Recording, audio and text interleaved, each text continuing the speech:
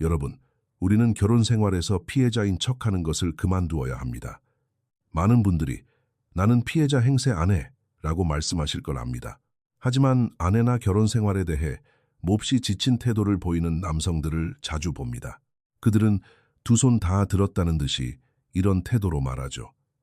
내가 대체 뭘 더 어떻게 해야 할지 모르겠어. 아내가 나한테 뭘 원하는지 모르겠다고.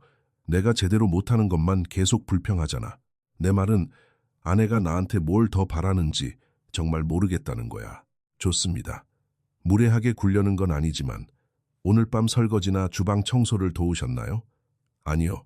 휴대폰만 보고 계셨죠. 그럼 아내의 하루가 어땠는지 이야기할 시간을 내셨나요? 아내의 기분이 어떤지, 도울 일이 있는지 살펴보셨나요? 아니요. 늦게까지 일해서 집에 오니 너무 피곤하셨겠죠. 그럼 그 남는 시간 동안 성적인 목적이 없는 순수한 애정 표현을 할 시간은 내셨나요? 아내를 안아주었나요? 손을 잡아주었나요? 입을 맞췄나요? 아내의 어떤 면을 사랑하는지 말해주었나요? 아니요. 그러지 않으셨을 겁니다. 그럼 적어도 오늘 아내가 가족을 위해 설거지, 빨래, 아이들 돌보기, 청소 등 보이지 않는 곳에서 해낸 모든 일에 대해 의식적으로 고마움을 표현하셨나요? 아니요. 그것도 깜빡 잊어버리셨겠죠. 그럼 이번 주에 직장에 나가는 것 외에 아내를 최우선으로 생각해서 한 일이 있나요? 아니요. 그저 너무 바쁘셨겠죠. 자, 저는 여러분이 바로 이 지점에서 혼란이 생긴다는 걸 깨달으시길 바랍니다. 이게 바로 아내가 이 결혼 생활에서 혼자이거나 버려졌다고 느끼는 이유일 수 있습니다. 여러분은 뭘 더 해야 할지 모르겠다고 하지만 사실 아무것도 하지 않았습니다. 부부 관계가 얼마나 건강한지 마지막으로 관심을 보인 게 언제입니까? 두 사람의 유대감을 키우고 싶다는 마음을 마지막으로 표현한 게 언제인가요? 여러분이 아내를 아낀다는 건 압니다. 하지만 아내를 얼마나 아끼는지 실제로 말해준 게 마지막으로 언제인가요? 아내가 원하는 건 바로 그것입니다. 결혼을 그저 우리에게 일어난 어떤 일쯤으로 여기는 걸 멈춰야 합니다. 여러분은 참여자입니다. 여러분은 결혼 생활의 분위기에 긍정적으로든 부정적으로든 영향을 미칩니다. 만약 부부 모두가 서로 부정적인 기여만 하고 있다고 생각한다면 바로 그 이유로 사람들은 이혼을 하는 것입니다. 여러분에게는 그런 일이 일어나지 않을 거라고 생각하지 마십시오. 네, 저도 예전엔 그렇게 생각했었죠. 아내의 입장에서 생각해 보십시오. 직장에 있을 때 남편이 곁에 없는 건 이해할 수 있습니다. 하지만 집에 있을 때조차 남편은 여전히 부재 중입니다. 이것은 여러분의 아내뿐만 아니라 어떤 아내라도 거절당하거나 버려졌다고 느끼게 만들 것입니다. 물론 직장에 나가 일하는 것은 정말 훌륭한 일입니다. 가족을 부양하는 것은 대단한 일이고 그 점에 대해서는 충분히 인정받아야 합니다. 하지만 많은 남성들이 그것을 핑계로 삼는 것을 봅니다. 이봐, 내가 이 집 지붕을 유지하고 직장에 가고 돈을 벌어오잖아. 맞습니다. 하지만 가족이 없었더라도 여러분은 여전히 직장에 나갔을 것입니다. 그러니 돈을 벌어온다는 것을 당신이 사려 깊은 남편이라는 가장 큰 이유로 내세우지는 맙시다. 제가 깨달아야 했던 뼈아픈 진실은 너무 바쁜 일상이 결혼 생활을 완전히 망칠 수 있다는 것입니다. 일을 많이 한다고 해서 죄책감을 느껴야 한다는 말이 아닙니다. 가족을 위해 직장에서 바쁘게 일하고 열심히 일하는 시기라면 집으로 돌아왔을 때 여러분의 업무가 끝난 게 아니라는 걸 기억해야 한다는 뜻입니다. 여러분은 연장 근무 중인 겁니다. 직장에서 남보다 더 열심히 일했다고 해서 집에서 쏟아야 할 노력에 태만해져도 되는 것은 아닙니다. 만약 여러분이 일주일에 50시간 일하기로 선택했다면 여전히 집에서 해야 할 일들, 특히 결혼 생활에 필요한 것들을 우선순위에 두어야 합니다. 여러분이 직장에서 쏟는 노력을 깎아내리려는 게 아닙니다. 회사를 창업하고 승진을 위해 애쓰고 가족을 위해 더 많은 돈을 벌고 있죠. 지금은 일에 많은 에너지가 요구되는 시기일 겁니다. 노력을 기울이지 않으면 성공할 수 없으니까요. 다 좋습니다. 하지만 부부 관계 역시 성공하고 제대로 기능하고 무너지지 않으려면 시간과 노력, 그리고 의도적인 관심이 필요하다는 사실을 잊어서는 안 됩니다. 가족과 아내의 안부를 살피고 당신의 일이 그들에게 미치는 영향에 대해 대화하고 그들의 필요와 갈망을 채워주고 남는 시간을 관계를 돈독히 하는 데 사용하기만 한다면 직장일도 얼마든지 열심히 할 수 있습니다. 왜냐하면 어떤 분들은 아내와 더 이상 아무런 관계도 맺고 있지 않기 때문입니다. 그저 혼인 관계 증명서만 가지고 있을 뿐이죠. 그리고 그 두 가지는 완전히 다른 것입니다. 이혼한 사람에게 물어보십시오.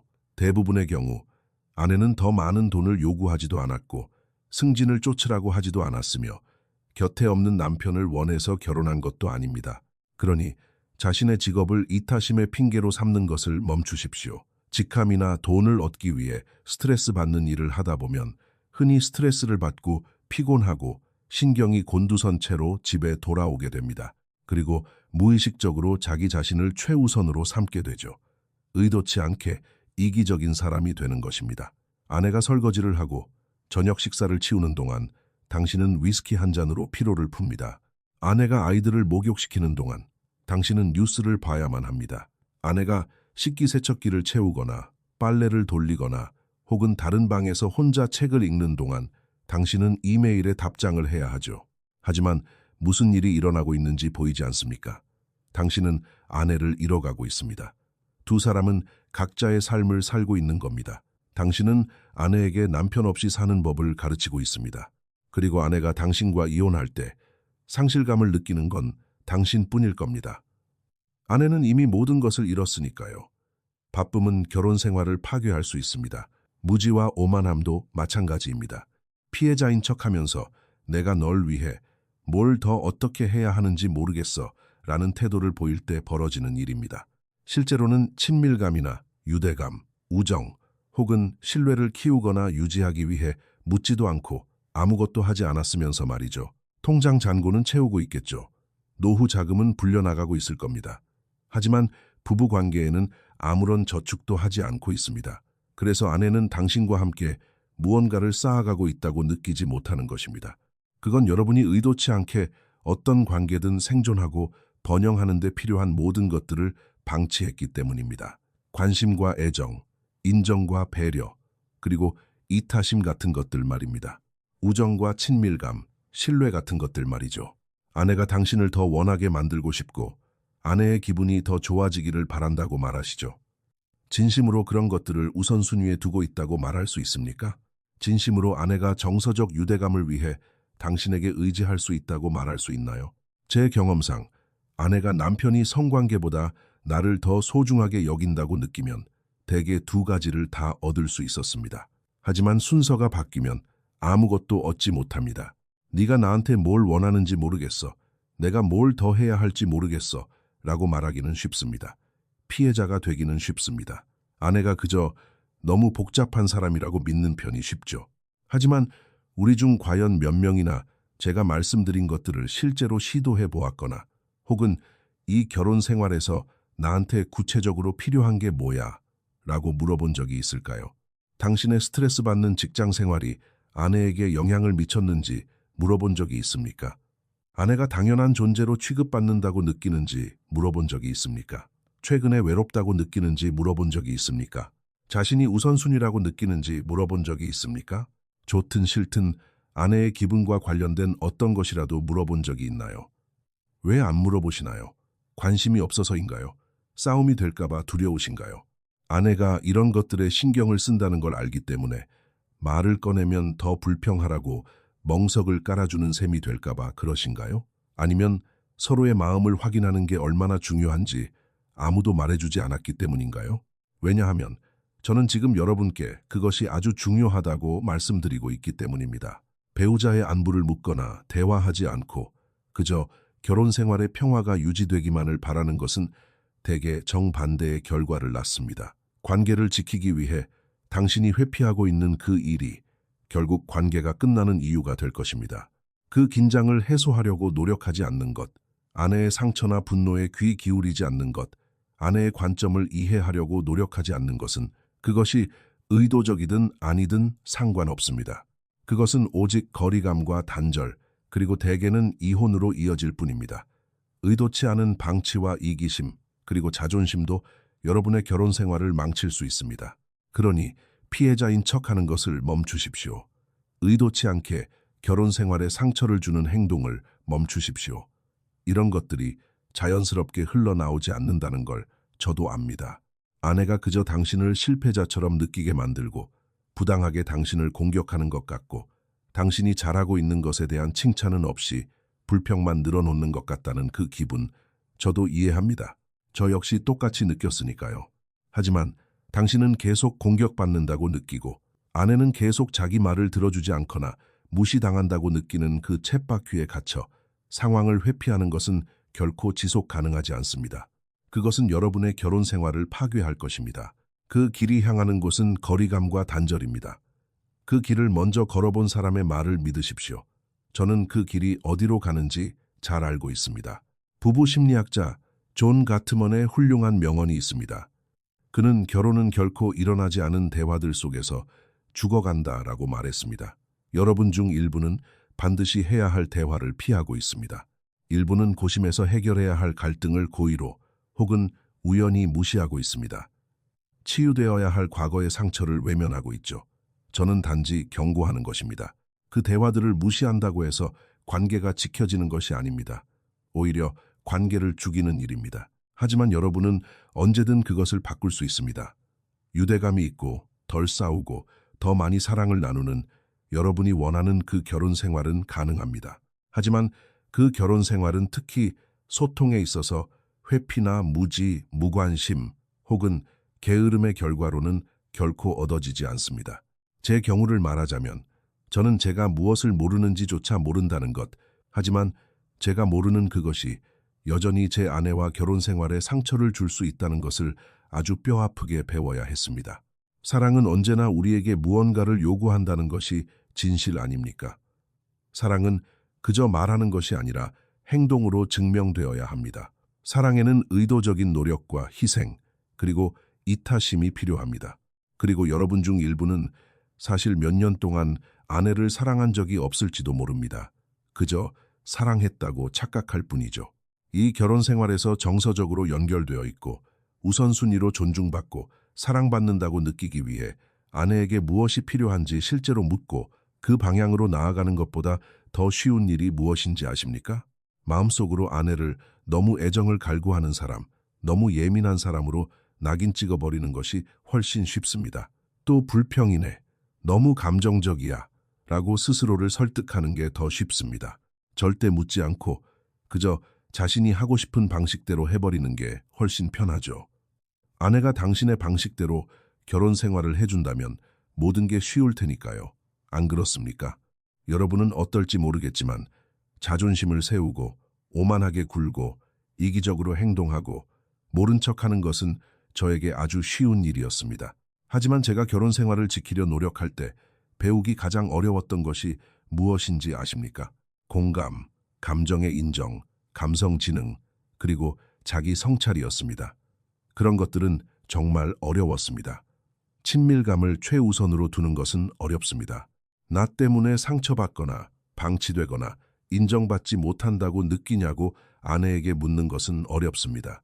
아내의 관점을 이해하기 위해 귀를 기울이고 반박하거나 지적하거나 방어적으로 굴지 않는 것은 결코 자연스러운 일이 아닙니다. 의도적인 노력과 겸손함, 내면의 취약함을 드러내는 것은 저에게 쉽지 않은 일입니다. 배려와 애정, 상호 존중은 우리 대부분에게 자연스럽게 우러나오지 않습니다. 하지만 그렇다고 해서 그것들이 덜 중요한 것은 아닙니다. 아내를 섬기고 나 자신보다 먼저 생각하며 아내가 가장 사랑받는다고 느끼는 방식으로 아내를 사랑하는 것을 기억하는 것은 늘 쉬운 일이 아닙니다. 비판하고 비난하고 방어적으로 굴고 묵살해버리는 우리의 파괴적인 행동을 버리는 것은 무척 어렵습니다. 그러나 이것들은 결혼 생활에서 단순한 부가기능이 아닙니다. 선택사항이 아니라는 말입니다. 의도적이든 아니든 여러분이 이런 것들을 우선순위에 두지 않는다면 여러분은 이혼 서류가 작성되기도 전에 이미 거기에 서명하고 있는 것과 같습니다. 그 정도로 심각한 문제입니다. 그리고 결국 저는 그것들이 얼마나 필수적인지 깨달았습니다. 신은 저를 겸손하게 만들었고 제 결혼 생활을 완전히 무너뜨렸습니다. 저는 피해자인 척하는 것을 멈추고 제 결혼 생활의 상태에 대해 책임을 져야만 했습니다. 그러면서 저는 몇 가지를 배웠습니다. 제가 상황이 괜찮다고 생각하더라도 아내가 그렇게 생각하지 않는다면 그건 괜찮은 게 아니라는 걸 배웠습니다.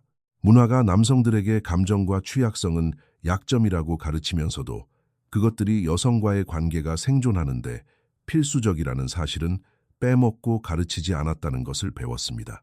저는 제가 가장 친밀해야 할 관계에서 실패하도록 미리 프로그래밍되어 있다는 걸 배웠습니다.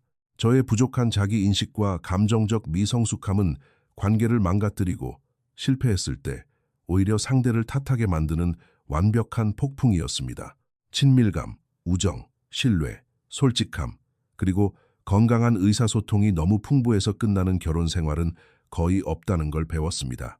수백만 쌍의 부부가 바로 그런 것들이 부족해서 결혼을 끝내거나 멀어집니다. 하지만 대부분의 남성들은 그것들이 인터넷에 검색해 볼 가치조차 없다고 생각하죠. 배우자로서 우리가 하는 행동이 결혼 생활의 분위기에 영향을 미치며 좋은 사람이라도 여전히 나쁜 배우자가 될 수 있다는 것을 배웠습니다. 사랑의 서약을 했다고 해서 그 서약을 지킬 능력이 있다는 의미는 아니라는 것을 배웠습니다. 그저 그렇게 하겠다는 의도일 뿐이며 실제 행동이 뒤따르지 않는 의도는 아무런 의미가 없다는 걸 말입니다.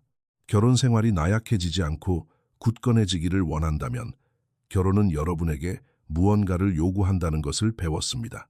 우리가 진정으로 성공적이고 건강한 결혼 생활을 원한다면 사랑은 이타심, 배려, 다정함, 그리고 상호 존중 같은 것들을 요구합니다. 결혼 생활에는 자동 주행 장치가 없다는 걸 배웠습니다. 의식적으로 앞으로 나아가지 않는다면 속도는 줄어들고 있는 것입니다. 어떤 날은 50대 50으로 노력을 나누지만 어떤 날은 80대 20이 될 수도 있다는 걸 배웠습니다. 정말 문제인 것은 그 불균형한 상태가 계속 유지되는 것입니다. 이기심과 자존심, 방치는 모두 주관적이라는 걸 배웠습니다. 누구도 자신이 그런 잘못을 했다고 생각하지 않습니다. 하지만 의도치 않은 방치도 여전히 결혼 생활을 죽입니다. 아내에게 의도치 않게 방치되거나 당연한 존재로 여겨진다고 느낀 적이 있는지 물어볼 만큼 당신은 남자답습니까? 저 역시 예전엔 그렇지 못했습니다. 여보, 뭐해? 일하잖아. 저는 여러분이 의도치 않게 아내에게 상처를 주었다고 해서 나쁜 남편이 되는 것은 아니라는 걸 배웠습니다. 하지만 당신을 진짜 나쁜 남편으로 만드는 것은 따로 있습니다. 아내가 당신에게 마음을 열고 자신이 상처받았다고 솔직하게 고백했을 때 당신이 방어적으로 변하고 변명을 늘어놓고 아내의 감정을 묵살하는 것입니다. 왜 그렇게 느끼면 안 되는지, 왜 아내의 감정이 당신의 책임이 아닌지 가르치려 드는 바로 그 태도 말입니다. 저는 다음과 같이 말하는 법을 잊어버렸다는 것을 배웠습니다. 미안해, 내가 틀렸어. 널 상처 주려던 건 아니었지만 네가 왜 그렇게 느꼈는지 이해할 수 있어. 그리고 내가 주었을지 모르는 모든 상처를 회복하는 걸 돕고 싶어. 아내의 감정과 상처, 관점을 편안하게 드러내도록 격려하는 것, 아내의 입장을 이해하기 위해 진심으로 경청하는 것, 아내의 고통을 인정해주는 것, 관계 속의 오랜 상처와 아픔을 공감하며 다루는 것, 그리고 그것들을 새로운 방식으로 수면 위로 끌어올리는 것이 사실은 갈등과 불평을 늘리는 게 아니라 오히려 줄어들게 만든다는 것을 배웠습니다. 결혼 생활은 오직 정직하고 투명한 분위기 속에서만, 그리고 배우자를 온전히 알고 나 역시 배우자에게 온전히 알려지기를 바라는 열망이 있을 때만 번영한다는 것을 배웠습니다. 그리고 남성 여러분, 여러분 자신조차 제대로 알지 못하면서 어떻게 아내를 온전히 알 수 있겠습니까? 신뢰와 믿음은 배려와 다정함, 존중과 이타심이 담긴 작고 일관된 순간들 속에서 형성되고 유지된다는 것을 배웠습니다. 바로 그 작은 배려의 행동들이 있느냐 없느냐가 우리 결혼 생활에 가장 큰 영향을 미칩니다.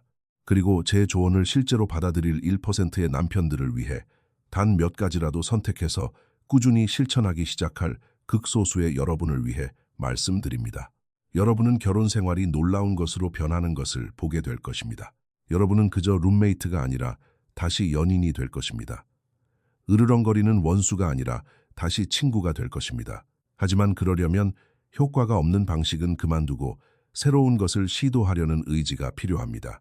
제 조언을 받아들이든 말든 여러분의 자유입니다. 목록을 만드십시오. 몇 가지를 적으십시오. 화장실 거울에 붙이든 직장 책상에 올려두든 팔에 문신을 새기든 상관없습니다. 그리고 매일 그 목록에 있는 것들을 확실하게 실천하십시오. 이런 것들은 결코 자연스럽게 흘러나오지 않을 것입니다. 의도적으로 습관을 만들어야 합니다. 하지만 바로 그곳에서 진정한 변화가 일어납니다. 왜냐하면 결혼 생활은 여러분이 미루고 한 번도 시도하지 않은 일들 속에서 죽어가기 때문입니다. 그러니 아내에게 무엇이 중요한지 물어보십시오. 아내에게 중요하다면 여러분에게도 중요한 것 아닙니까? 결혼 생활은 그렇게 복잡할 필요가 없습니다. 정서적으로 안전하고 연결되어 있다고 느끼려면 구체적으로 무엇이 필요한지 물어보십시오.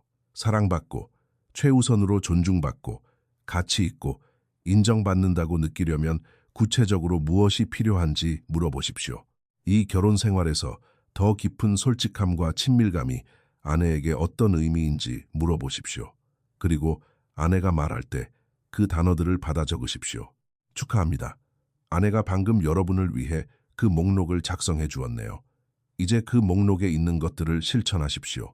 남편들에게 아내가 그런 질문에 뭐라고 답할 것 같냐고 물어보면 10중 8구 잘 모르겠네요 라고 대답하는 경향이 있습니다.